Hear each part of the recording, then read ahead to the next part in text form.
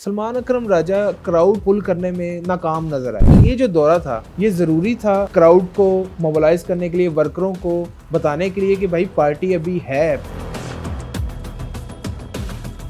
सुहेल अफरीदी का लाहौर आ जाना ही बहुत बड़ा इवेंट है। इसको छोड़ दें कोई निकला या नहीं निकला। फेयर विद सलमान राजा उसको वो क्राउड पुल करने के लिए लाया भी नहीं गया। जुल्म जबर की एक फजा में सुहेल अफरीदी ने आके वो जमूद को हिला दिया। गवर्नमेंट एस्टैब्लिशमेंट के साथ भी ओवर अग्रेसिव नहीं हुए और वो फर्म भी रहे। This shows that he is actually very mature politician.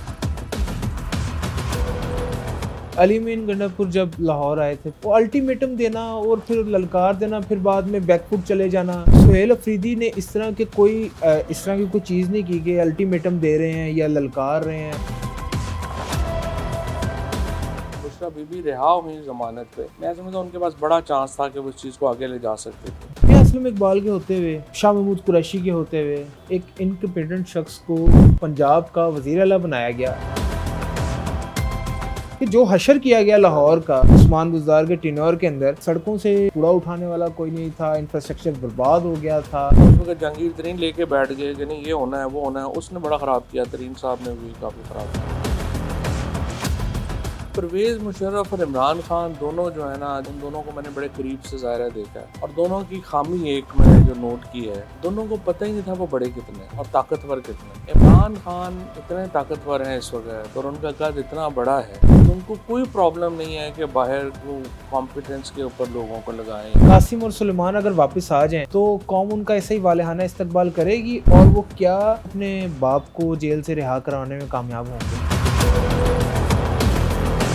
अभी तक तो हमें मतलब लग ये रहा है कि they are not ready politics के लिए या किसी के लिए, लेकिन अल्टीमेटली अगर वो पॉलिटिक्स में आते हैं या वो पाकिस्तान आने का ऐलान करते हैं, कुछ इंटरनेशनल गारंटीज पीछे उनके लेके आती हैं, तो देखते जाहिर है 10 लाख बंदा होगा जब वो आएंगे। एक तरीका है कि आप इनकलाब लेके आ जाएं, जरूरत ही नहीं फिर कुछ करने की। 2-3 साल से इनकलाब नहीं आ रहा। इल्ज़ाम ये लगता है कि बुशरा बीबी की बेजा मुदाखलत थी खान साहब के अमूर के अंदर और फिर खान साहब को अब मुश्किलात का भी सामना करना पड़ा इन्हीं वजह से। बिस्मिल्लाहिर्रहमानिर्रहीम, अस्सलाम वालेकुम, welcome to a very special episode of एक न्यूज़ ऑफिशियल पॉडकास्ट। मैं हूं आपका होस्ट खावर बुखारी।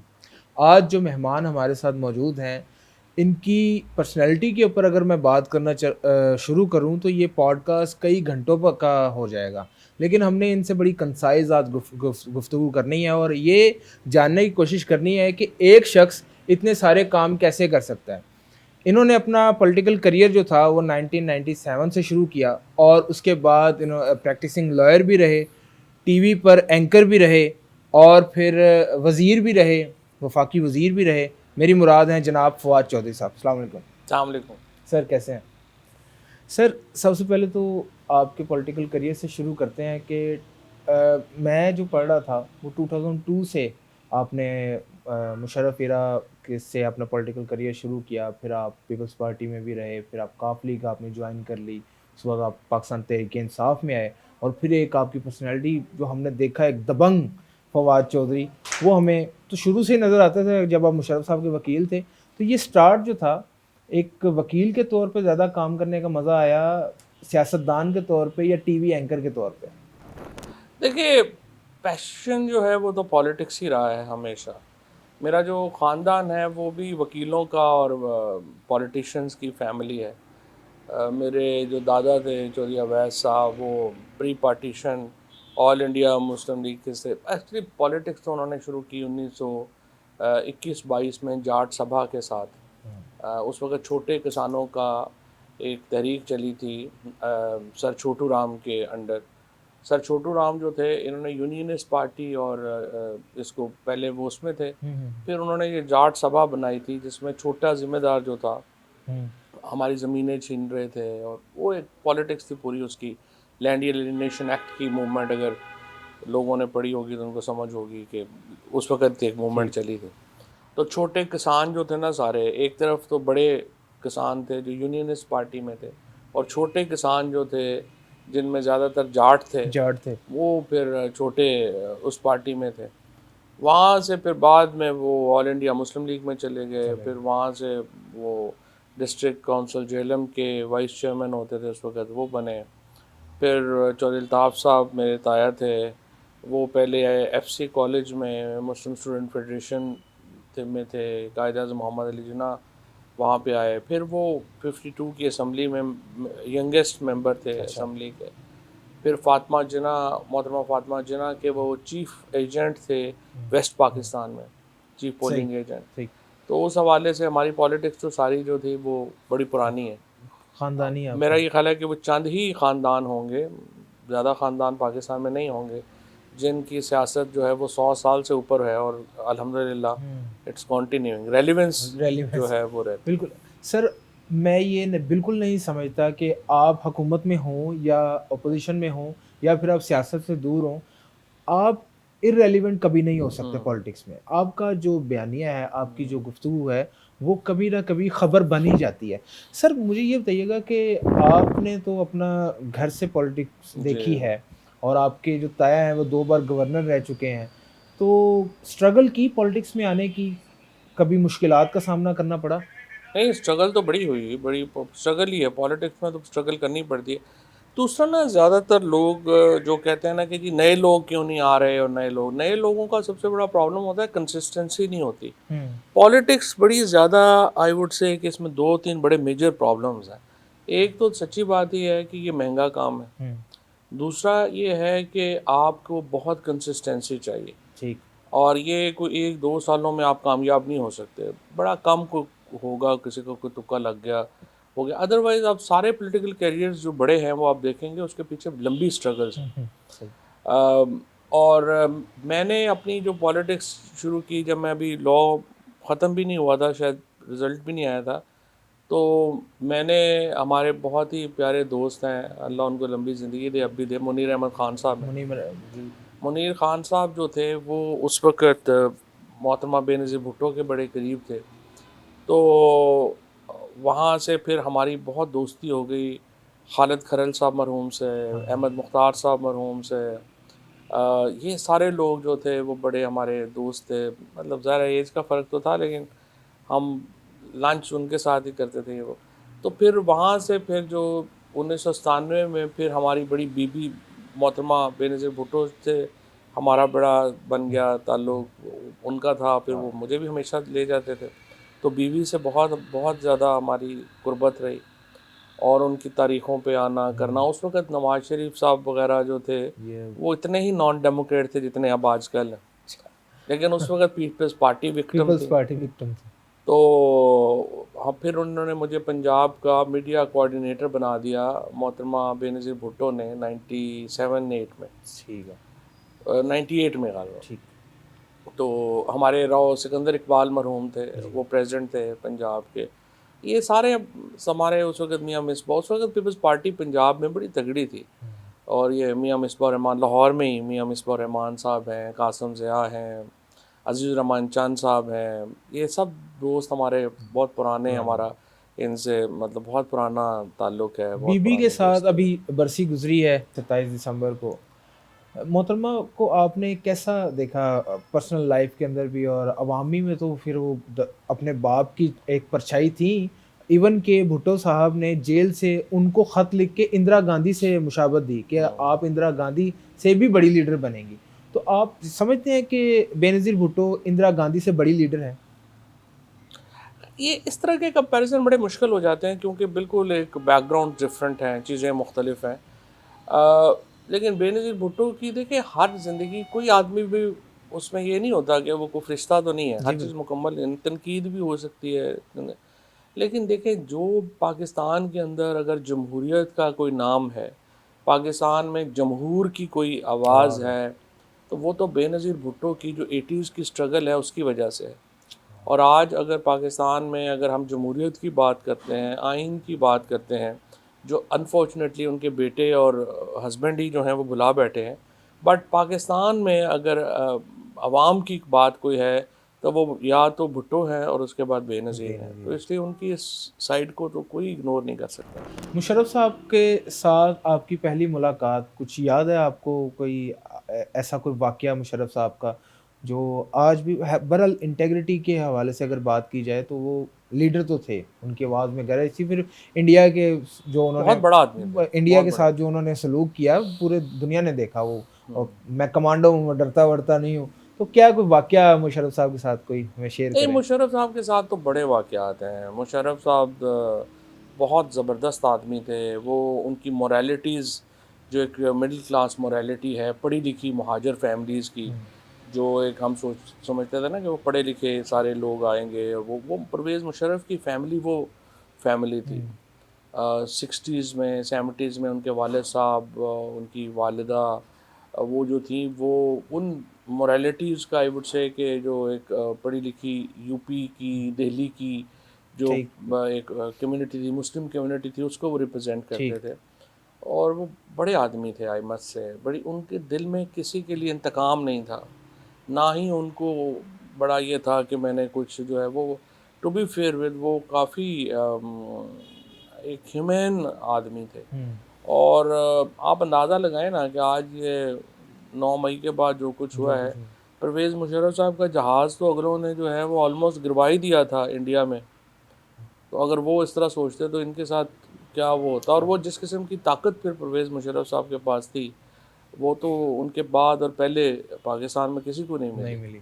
तो he was a very strong man. और लेकिन उनका फ़ायदा ये था कि वो बड़े एक आई वुड से कि मौसीकी से शगफ़ रखने शगफ वाले, गुड लाइफ जिसको आप कहते हैं ना, बिल्कुल। तो उनका था। फिर वो थे, हमें तो उन्होंने जो है वो सिगार से वगैरह जो है वो मुशर्रफ साहब से उनसे साथ जो है वो पीने वो शुरू किए। कहते भी कि शेख रशीद साहब एक दफ़ा बता भी रहे थे कि उनकी वाइफ़ बड़ा उनको डाँटती थी, तो वो सिगार पीते-पीते मुझे पकड़ा देते थे। कोई हाँ। आपके साथ इस तरह का था उनका ताल्लुक नहीं, सिगार? नहीं, मुझे तो वो हमेशा उन्होंने सिगार्स वगैरह हमेशा उन्होंने दिए हैं। जब तक वो जो है वो रहे हैं, तो उन्होंने मुझे सिगार्स को कभी कमी नहीं आने दी। वो क्या वाक़या था जो आप बहुत सारे सिगार आपको दे दिए थे उन्होंने? जी, जी, वो सिगार देते रहते थे। बहुत सारे सिगार वो जो हैं कहीं वो से आए देते थे थे। उनको? शेख रशीद साहब, उनकी एक्चुअली बड़ी दोस्ती थी जो क्यूबा के फिडेल कास्ट्रो थे, उनके साथ। वो उस वक़्त अच्छा। वो ज़िंदा थे, हाँ, हाँ। तो उन्हें वो फिडेल कास्ट्रो जो थे वो सिगार्स वो भेजते थे। सिगार तो वो देते थे फिर फिर आप बाँट देते थे काफ़ी लोगों को, सही। तो हमें भी काफ़ी उन्होंने। अच्छा sir, coming to the point, हम आते हैं ये केपी फिर वज़ीर मैं आला। आपको मुशर्रफ साहब का एक जी, बड़ा जी। अच्छा वाक़या सुनाना चाहता हूँ जो, तो वो मुशर्रफ साहब जो थे ना वो इधर आर्मी हाउस जो है ना, उसके अंदर एक सन रूम बनवाया था उन्होंने। तो आर्मी हाउस वैसे तो ज़ाहिर है बड़ा पुराना है, सिखों की हवेली है जहाँ पे अब फील्ड मार्शल साहब रहते हैं। तो इसके उन्होंने सन रूम बनाया है, तो सन रूम में उनका म्यूज़िक वगैरह सारा उनका था। और मुशर्रफ साहब ने एक दफ़ा हम उन्होंने कहा ये फलाना आदमी जो है वो बड़ा, देखो मैंने उसको हुँ, किया है, उसने दोबारा फ़ोन भी नहीं किया, मैंने उसे फ़ोन किया, ब्ला ब्ला। तो मैंने कहा मुशर्रफ साहब को कि सर बात ये है कि आप जो है ना, आप पीएमए के बाद निकले हैं ना, कभी आप नीचे नहीं आए। नीचे नहीं आया।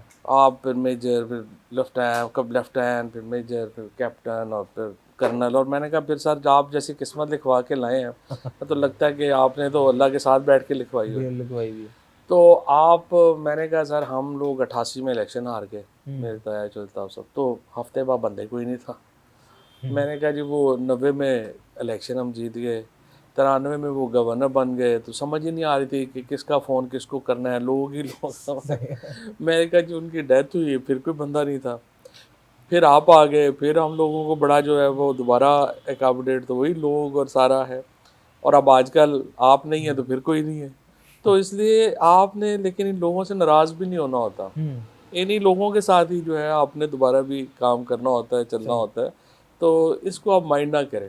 तो मैंने कहा जी पॉलिटिशियन की लाइफ़ में और जो फ़ौजी की फौजी ज़िंदगी की है ज़िंदगी। उसमें ये फ़र्क है। हमारी जो है वो 100 लाइव्स हैं। 100 टाइम्स बिल्कुल। ऐसे sir, coming to the point, हम अब बात करते हैं केपीके के वज़ीर आला हैं सुहेल अफरीदी साहब। जी। लाहौर आए। आप ये समझते हैं कि मैं ये नहीं बिल्कुल भी कह रहा कि लाहौर में पीटीआई का जो एक जौबन था वो ख़त्म हो गया है। ये लाहौरिये जो हैं वो नाला हैं पाकिस्तान तहरीक इंसाफ से, इमरान खान साहब से। सलमान अकरम राजा, आलिया हमज़ा तो मोबिलाइज़ कर सकती हैं, क्राउड पुलर हैं। सलमान अकरम राजा क्राउड पुल करने में नाकाम नज़र आए।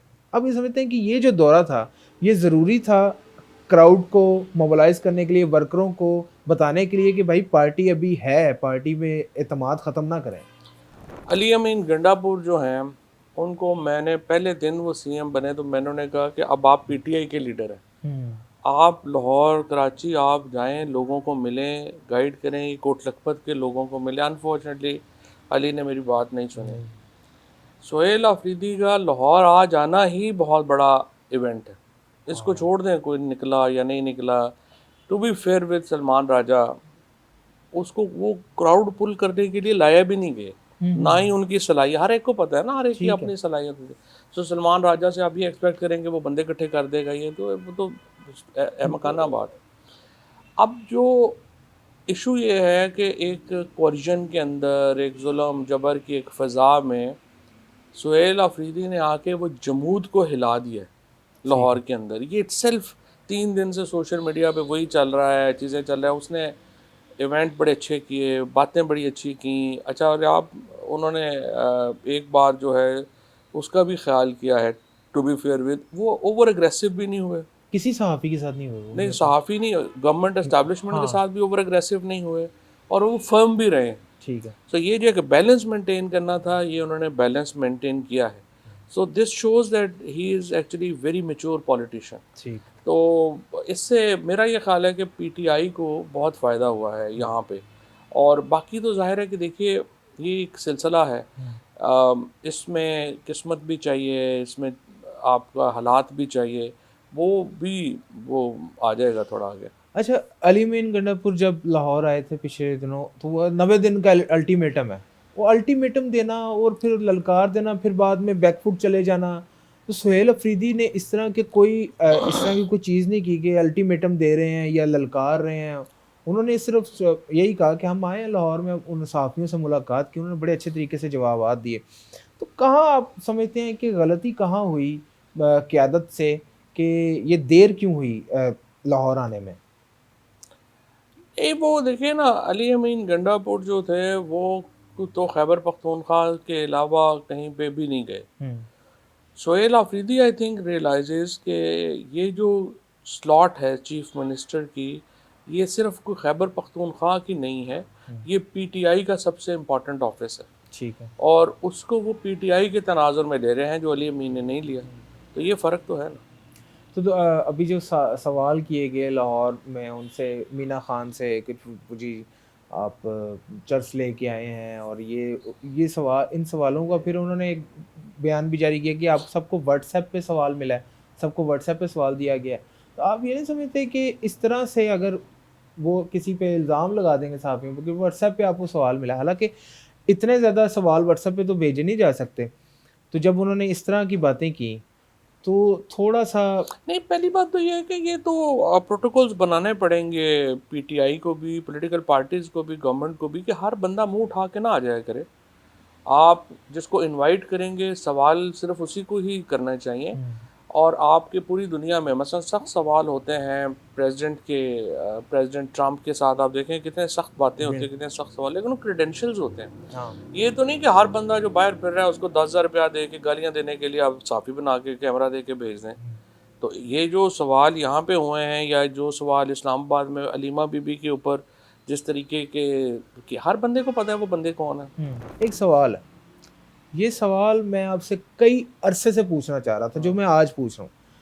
मियां असलम इकबाल के होते हुए, आपके होते हुए, चलें आप तो फिर वफाक में चले गए, शाह महमूद कुरैशी के होते हुए, एक ऐसे शख्स को, एक इनकम्पिटेंट शख्स को पंजाब का वज़ीर आला बनाया गया, जो बेसिक चीज़ें, जिसे बेसिक प्रोटोकॉल भी नहीं पता था। मैं अभी सीख रहा हूँ ना, वो आपने क्लिप देखा होगा, मैं अभी सीख रहा हूँ ना। तो सर, आप नहीं समझते कि लाहौरिये जो हैं वो मोहब्बत तो बड़ी करते हैं खान से, वो खान के सपोर्टर भी हैं, यहाँ पे बड़े लोग हैं, लेकिन नाला हैं कि जो हशर किया गया लाहौर का उस्मान बुज़दार के टेन्योर के अंदर, कि सड़कों से कूड़ा उठाने वाला कोई नहीं था, इंफ्रास्ट्रक्चर बर्बाद हो गया था, लाहौर में जो क्राइम रेट था वो भी बढ़ रहा था। तो इस पे आप थोड़ा लबकुशाई कीजिए। अनफॉर्चुनेटली जब उन्होंने परवेज़ खट्टक को लगाया 2013 में, तो बहुत ओकेजन्स के ऊपर परवेज़ खट्टक ने उनकी बात को वीटो कर दिया और बात नहीं मानी। नहीं। उस इम्प्रेशन के अंदर उन्होंने फ़ैसला किया कि मैंने डमीज़ लगाने हैं। लिहाजा उन्होंने पंजाब में भी और केपी में भी डमी चीफ मिनिस्टर अपॉइंट किए। और उनका ख्याल था कि मैं डायरेक्टली यहाँ से कंट्रोल करूँगा Islamabad. He didn't realise prime minister के पास कोई टाइम नहीं होता कि वो चीज़ों को माइक्रो मैनेज कर सके। आपको 4 दिन बाद आ जाता है कि जनाब बात ये है कि अगले 3 हफ्तों के पैसे रह गए हैं, चौथे हफ्ते का पैसा अरेंज करो। फिर मोदी ने यह कह दिया है, ट्रंप ने यह कह दिया है, MBS का ये हो गया है। प्राइम मिनिस्टर के पास कोई टाइम नहीं होता अगर वो अपना काम जो है वो करना चाहे कि वो जाके पुलिस रिफॉर्म भी देखेगा, वो सड़कें भी देखेगा, वो गली नाली भी देखेगा, वो लोकल पॉलिटिक्स भी देखेगा। ये चीज़ इमरान खान ने और परवेज़ मुशर्रफ, इमरान खान साहब ने बिल्कुल मिस कर दी। ठीक। और वो 2013 में तो वो प्राइम मिनिस्टर नहीं थे, तो वो ज़्यादा KP देख सकते थे। अब वो प्राइम मिनिस्टर थे, उनके पास टाइम ही नहीं था चीज़ें देखने का। तो मैंने उनको बड़ा कहा, और मेरे साथ फिर बाद में असद उमर साहब ने भी बड़ा कहा, और भी हम लोगों ने बड़ा ज़ोर लगाया कि सर इसको हम लोकल गवर्नमेंट करवा दें, ताकि एक तो हमारी पार्टी ऑर्गेनाइज हो जाएगी नीचे से, और दूसरा ये उस्मान बुज़दार नहीं चला सकेगा पंजाब। और सारी ही कैबिनेट और हमने ये जोर लगाया, बट समहाउ उन्होंने वो भी नहीं करवा पाए। इमरान खान भी चाहते थे लेकिन करवा नहीं पाए हम लोकल गवर्नमेंट। अगर वो एम्पावर्ड लोकल गवर्नमेंट का आइडिया, जो खान साहब का अपना आइडिया था, जो परवेज़ मुशर्रफ से, मैंने उन्हें कहा हम कुछ ना करें, सिर्फ वो 2001 का लॉ बहाल कर दें। उसके ऊपर ऐसे ही उन्होंने उस वक्त जहांगीर तरीन लेके बैठ गए कि नहीं ये होना है वो होना है। उसने बड़ा ख़राब किया, तरीन साहब ने भी काफ़ी ख़राब किया। तो वो उसकी वजह से जो है वो हम इम्प्लीमेंट नहीं कर सके। अगर वो इम्प्लीमेंट हो जाता तो things would have been different. आपकी नज़र में बेहतर पर्सन कौन था, आपके अलावा? आप वफाक में आपको नहीं, किसी को बना देते, शाह साहब को, शाह महमूद कुरैशी को बना देते, मियां असलम इकबाल, ये मियां असलम इकबाल को बना देते, शाह महमूद को बना देते, ये बड़े बेहतर होने थे उनसे। उनसे बेहतर होने थे। तो सर अभी जो हालात चल रहे हैं, मैं ये देख रहा हूँ कि हम जब ख़बर देखते हैं, हम तज्ज़िया सुनते हैं सहाफ़ियों का, और हम ये देखते हैं कि सलमान अकरम राजा, बैरिस्टर अली गौहर एक इंतहा पे हैं, अलीमा ख़ान एक इंतहा पे हैं, इनके इंटरेस्ट मैच नहीं करते, इनके ख़यालात मैच नहीं करते, अली मीन एक इंतहा पे हैं। तो ये जो क़यादत का फ़ुक़दान है अभी ख़ान साहब के जेल में जाने के बाद, और फिर आप जैसे जो वफ़ादार साथी थे और जिन्होंने बड़ा पार्टी को सर्व किया, वो ज़रा बैक फुट पे आए, और ये जो नए नाम है ये फ्रंट फुट पे आए हैं। तो वर्कर जो है वो कन्फ्यूजन का शिकार है कि सुन्नी किसकी है, किसके कहने पे निकलना है। नहीं, कोई कंफ्यूजन नहीं है, कोई कुछ नहीं है, निकल ही नहीं सकते। आप कैसे निकलेंगे आगे? अगले जो है वो बंदूकें लेके खड़े हुए हैं, कैसे निकलेंगे? आपको मिलिटेंट पार्टी थोड़ी है। नहीं, क्राउड पुलर भी और तो कोई ये है जो ना। लोग हैं, देखें, ये जो आपने जिनके नाम लिए, इनकी कोई हैसियत और अहमियत नहीं है। इमरान खान की ये इस वक्त जो मैंने आपको ये कहा कि इमरान खान साहब जो हैं, जो उनका जो प्रॉब्लम है, जो उन्होंने बुज़दार लगा के किया, वही उन्होंने इन लोगों को लगा। इन लोगों को क्यों लगाया हुआ है? मतलब आपका ख्याल है कि इमरान खान को नहीं पता कि सलमान अकरम राजा की क्या हैसियत और पोजीशन पोटेंशियल है, है।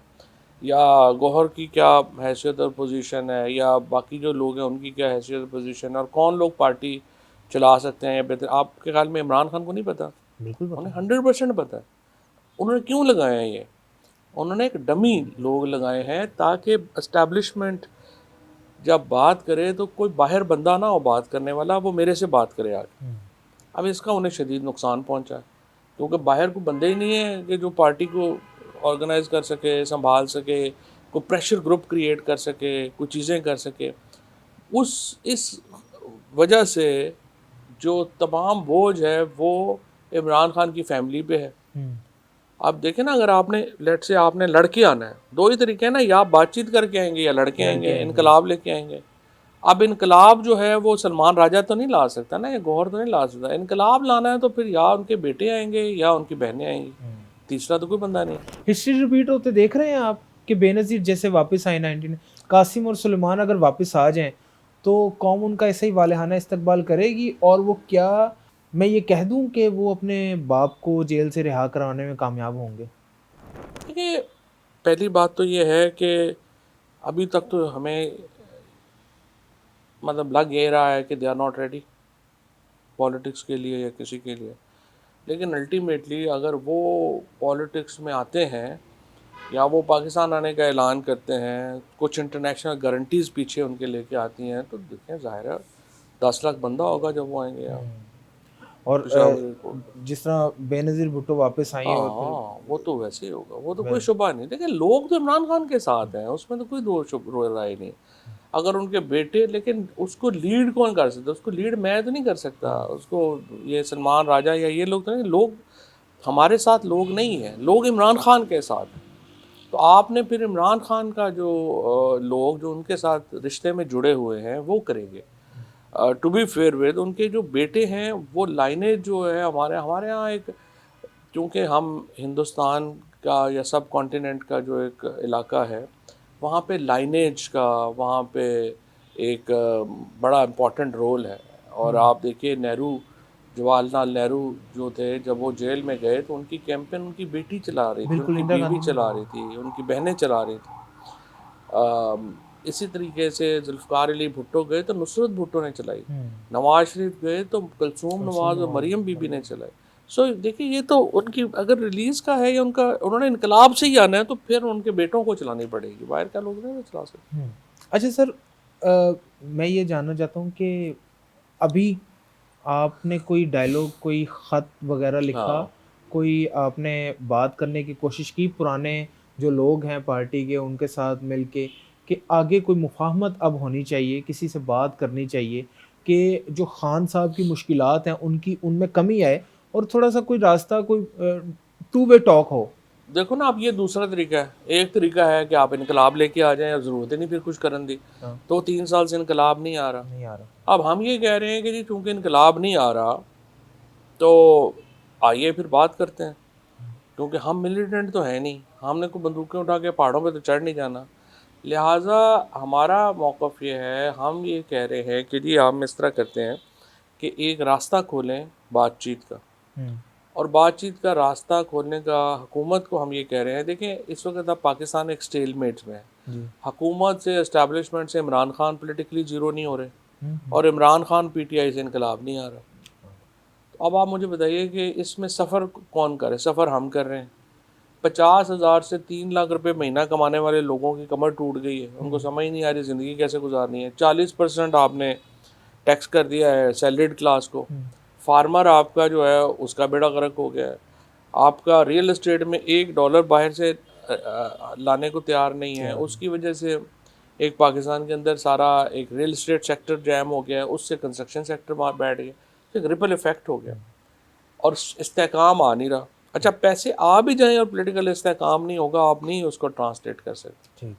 तो हम एक स्टेलमेट में हैं। अब हुकूमत और इस्टेब्लिशमेंट से हम ये कह रहे हैं कि सर आप मेहरबानी करें, पॉलिटिकल टेम्परेचर नीचे लेके आएँ। हुँ। आपने बातचीत करनी है, उससे पहले पॉलिटिकल टेम्परेचर नीचे लेके आपने आएँ। ख़त किसको लिखा है? वज़ीर-ए-आज़म को? हमने तो वज़ीर-ए-आज़म साहब को लिखा है। वज़ीर-ए-आज़म लाहौर में। उनको हम ये कह रहे हैं कि आप मेहरबानी करें, जो आपके अडयाला के लोग हैं, इन्हें पैरोल के ऊपर आप रिहाल करें। इन्हें जब आप पैरोल के ऊपर रिहा करते हैं, तो एक एनवायरनमेंट ही चेंज हो जाती है मुल्क की। हुँ, औरतें जो बेचारी फंसी हुई हैं, आलिया हमज़ा है, आयशा भुट्टा है, खतीजा शाह है, यास्मीन राशिद है, जी, बुशरा जी। बीबी हैं, इनको रिलीफ दें। हुँ, आप जब ये कर लेंगे, को पॉलिटिकल वर्कर्स को रिलीफ देंगे, टेम्परेचर नीचे आएगा, फिर बातचीत का माहौल बनेगा। हुँ। तो अब हम इस उसका वेट कर रहे हैं कि वो उसके ऊपर कोई फ़ैसला क्या करते हैं। सर, ये सवाल एक ज़ाती नौइयत का है। इल्ज़ाम ये लगता है कि बुशरा बीबी की बेजा मुदाखलत थी खान साहब के अमूर के अंदर। क्या आप ये समझते हैं कि इस बेजा मुदाखलत ने जो गवर्नमेंट के अंदर भी रुकावटें डाली और फिर खान साहब को अब मुश्किलात का भी सामना करना पड़ा इन्हीं वजह से? मेरा नहीं ख्याल कोई बेजा मुदाखलत नहीं होती, बट ठीक है, मियाँ बीवी के अंदर एक डिस्कशन तो होती होंगी ना, हुँ, इस लोगों के ऊपर, उनके ऊपर ये वो। तो इमरान खान कभी मान लेते होंगे, कभी नहीं भी माना। ज़्यादातर उन्होंने मान ली उनकी मान बात। ली है। तो इतना ही होता ही है, हर घर के अंदर इतना तो होता है। इशू ये नहीं है। इशू, बड़ा इशू ये है कि इमरान खान, बेनज़ीर, नवाज़ शरीफ, उनको आपको मान के चलना पड़ता है। ठीक। और हमारा जो इस्टेब्लिशमेंट का एक हमारा जो 70 साल में है, वो पब्लिक लीडर को कहते हैं कि आप हमारे साथ, हमारे साथ नीचे होके चलेंगे। हुँ, वो हमेशा प्रॉब्लम एक है ये कि सिस्टम में 54 से इनहेरेंट प्रॉब्लम है। हुँ, ये हमने रिज़ॉल्व करना है, लेकिन इसके लिए रिज़ॉल्व के लिए बड़ी डिस्कशन चाहिए, बड़ी एक आई वुड से कि अपने पाँव से आगे देखने की सलाहियत चाहिए। हुँ, ये कॉम्प्लेक्स इशू है, establishment relationship vis civilian government, जी। हाइब्रिड जिसको हम कहते हैं ना। हम तो कभी प्योर मार्शल लॉ में होते हैं और फिर हाइब्रिड में होते हैं। हाइब्रिड में कुछ साल सिविलियंस का एज रहा है, कुछ ज़्यादा साल हमारे इसका आर्मी का इन्फ्लुएंस रहा है। वो तो एक इशू है ना, वो 54 से चल रहा है, उसको रिजॉल्व करना चाहिए पाकिस्तान में बैठ के। तो वज़ीर आज़म साहब की तरफ से आपको कोई जवाब अभी आया? तक जवाब नहीं आया, जवाब नहीं आया। लेकिन अभी छुट्टियां वुट्टियां थी, वो अपना शेख जायद साहब वगैरह, तो अब देखते हैं शायद जवाब आ जाए। हमारा ख्याल है कि जनवरी के फर्स्ट वीक में नहीं भी आएगा तो हम फिर we will go ahead with our idea. अच्छा सर, बड़ी हार्ड टॉक हो गई। अब मुझे ये बताएं कि आपने तो मार्शल लॉ भी देखा हुआ है, मार्शल लॉ या कंट्रोल डेमोक्रेसी, दोनों में से आप क्या आप समझते हैं कि कंट्रोल डेमोक्रेसी को आप कैसे डिफाइन करेंगे और मार्शल लॉ को? एक कंट्रोल डेमोक्रेसी कोई नहीं होती, या तो डेमोक्रेसी अल्टीमेटली ये पाकिस्तान में डिलीवर नहीं हो पा रहा ना, 70-75 साल हो गए।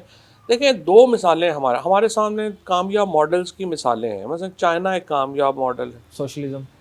और इंडिया और अमेरिका भी कामयाब मॉडल है। जी ठीक है। वो डेमोक्रेटिक मॉडल है, ये नॉन डेमोक्रेटिक मॉडल है। लेकिन प्रॉब्लम क्या है, आपकी जो सोसाइटी है वहाँ पे चाइना जो है वो एक मुल्क है, एक मिनट। चाइना एक कौम है, सब लोग चाइनीज़ बोलते हैं, मज़हब एक है, उनकी जो बेसिक मॉरलिटी है वो एक है। पाकिस्तान, इंडिया और अमेरिका जैसे जो मुल्क है ना, वहाँ पे डाइवर्सिटी का बहुत बड़ा प्रॉब्लम है। Identity crisis. आपकी हर 50 किलोमीटर के ऊपर आइडेंटिटी डिफरेंट है, आपकी ज़ुबान डिफरेंट है, आपकी एथनिसिटी डिफरेंट है, आप मुख्तलिफ कौम बन जाते। जब इतनी कौमें हो ना, उसको अनफॉर्चुनेटली डेमोक्रेसी के अलावा वो कौम ज़्यादा अरसा वो रह नहीं सकता।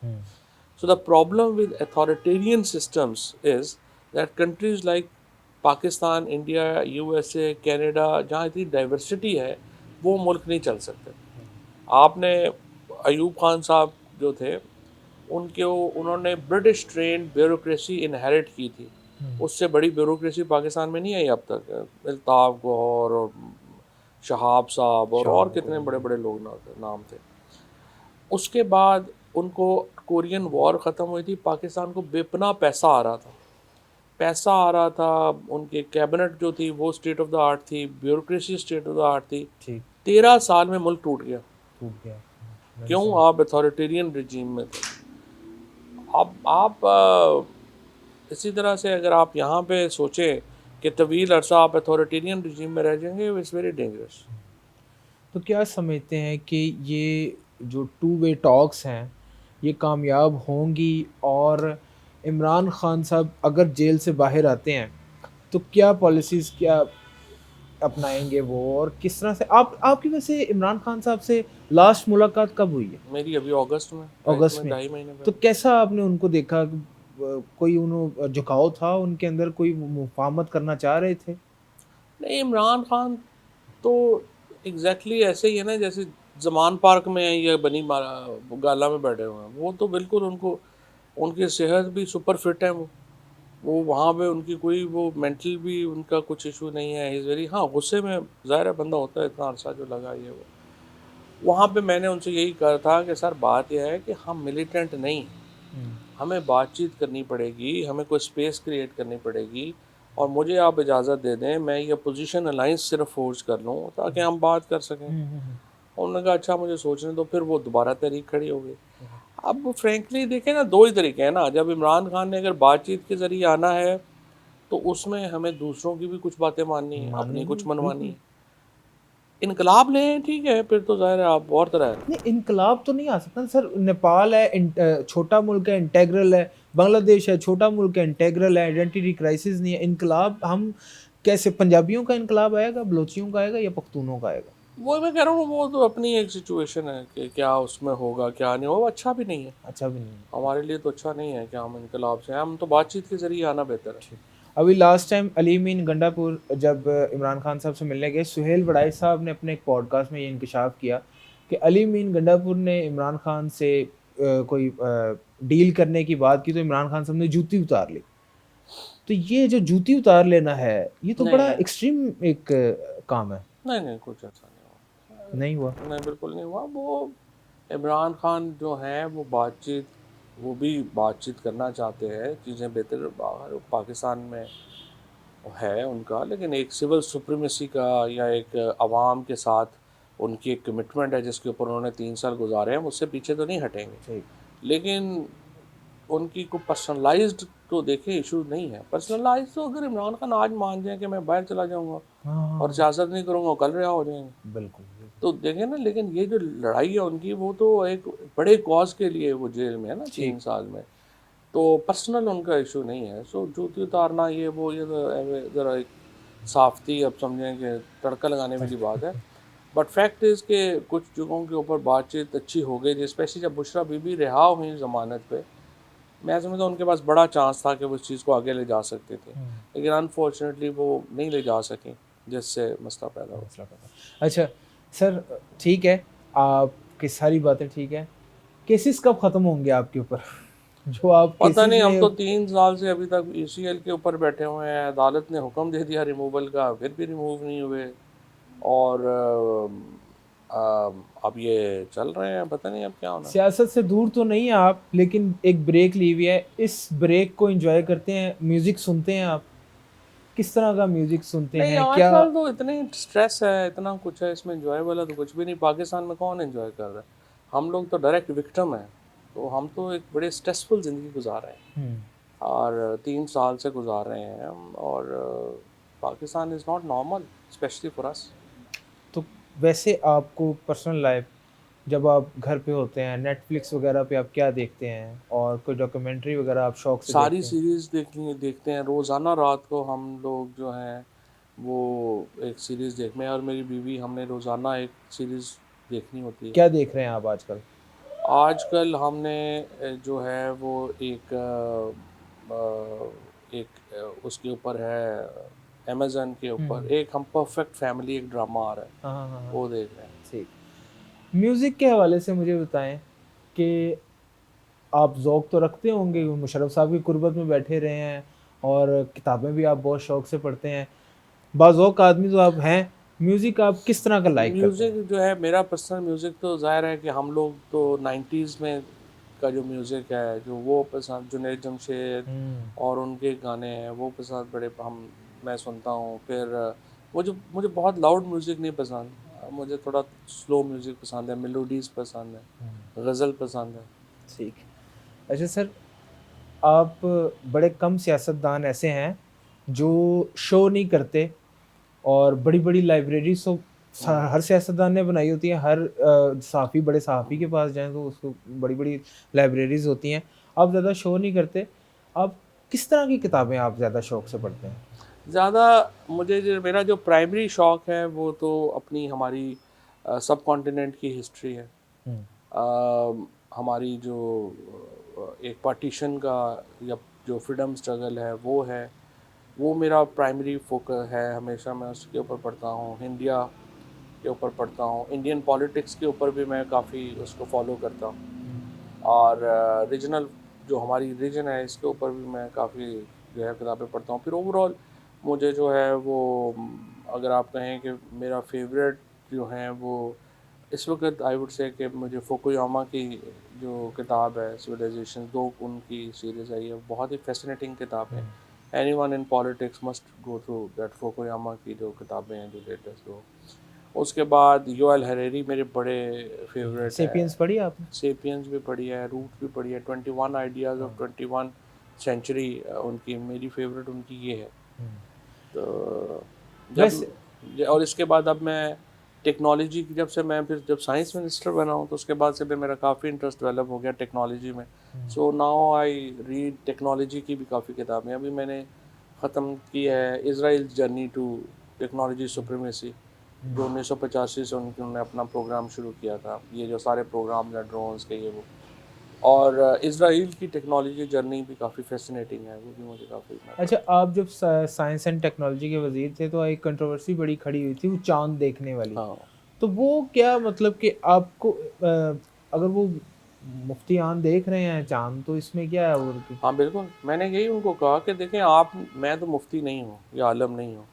ये फ़ैसला करना कि चाँद जो है वो टेक्नोलॉजी से अगर खाली आँख से देखना है या टेक्नोलॉजी से देखना है, टेक्नोलॉजी। ये तो आपका फ़ैसला है। हुँ। लेकिन अगर आप ऐनक लगा के देखते हैं तो फिर तो टेक्नोलॉजी आ गई।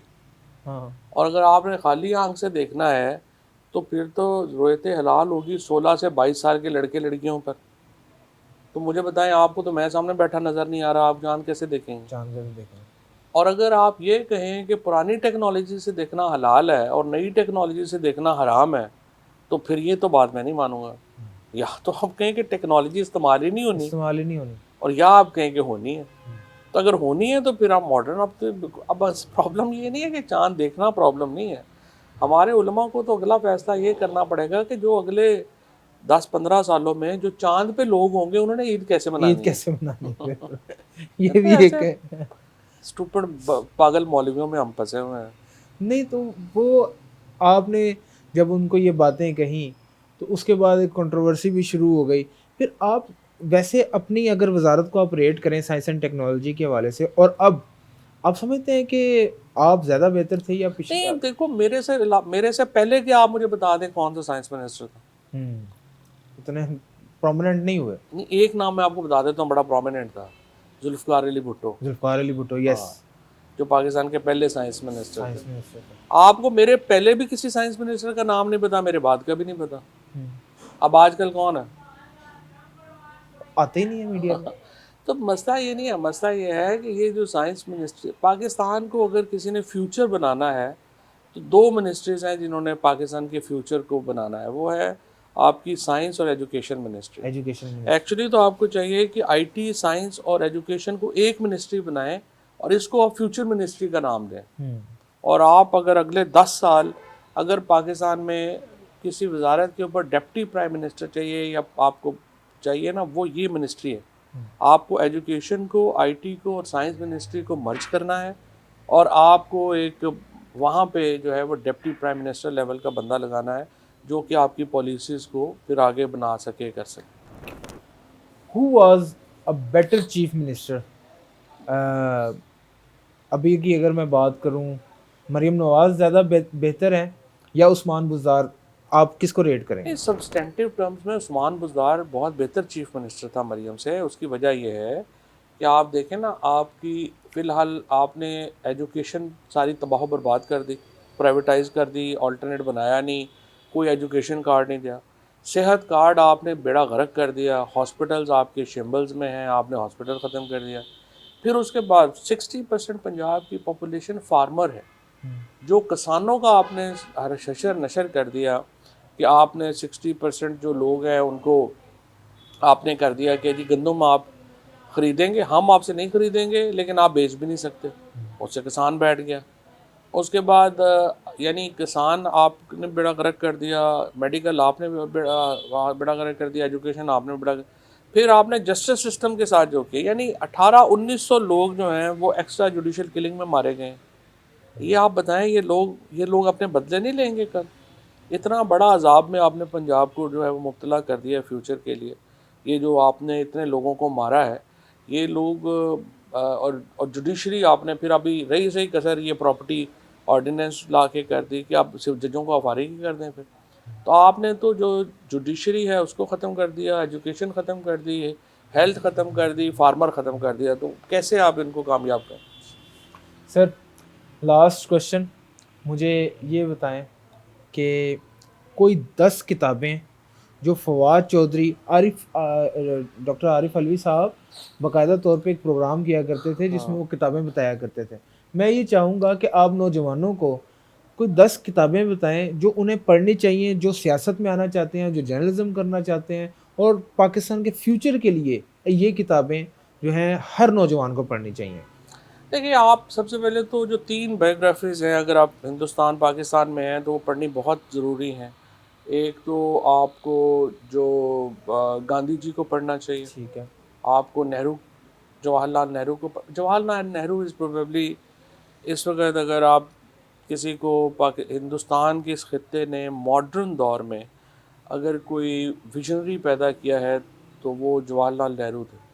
और जवाहरलाल नेहरू थे जिन्होंने 1930 में फ्रीडम का नारा जो है वो लगाया था, स्वराज का जो नारा जी लगाया था, जी। और वो लाहौर में लगाया था। मुझे तो बड़ा दुख है कि लाहौर में हम ये जो हिंदुस्तान की जो आज़ादी की तहरीक है वो 1930 में जवाहरलाल नेहरू के इस नारे से शुरू हुई थी, और वो लाहौर में लगा था। हम उसको प्रिजर्व ही नहीं कर रहे, ना बता रहे हैं लोगों को कि ये कितना ही बड़ा ये जी। ये जो हॉल है इधर, वहाँ पे ये हुआ था कांग्रेस का इजलास।